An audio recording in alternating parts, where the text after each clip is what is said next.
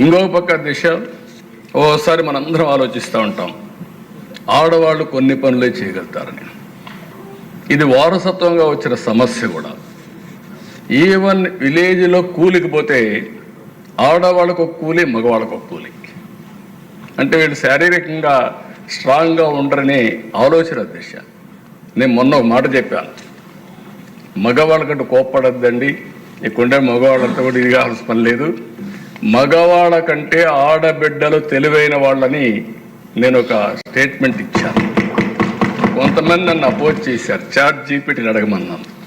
Chat GPT అడిగితే అది చెప్పింది ఏంటంటే, మగవాళ్ళకి లెఫ్ట్ బ్రెయిన్ పనిచేస్తుంది, ఆడబిడ్డలకి రైట్ బ్రెయిన్ పనిచేస్తుంది, రైట్కు లెఫ్ట్కి అంత తేడా ఉందని వాళ్ళే చెప్పే పరిస్థితి వచ్చింది. అది ఏ ఫీల్డ్ అయినా చూడండి, ఆడబిడ్డలకు అప్పచెప్పిన బాధ్యత ఒక నమ్మకంగా చేస్తారు దిశ. అయితే ఒక ప్రాబ్లం కూడా మీరు చూస్తే, అమెరికా లాంటి దేశంలో కూడా ఇంకా మహిళలకు సమానత్వం లేదు దిశ. ఆ ఆలోచన విధానంలో మార్పు రావాల్సిన అవసరం ఉంది.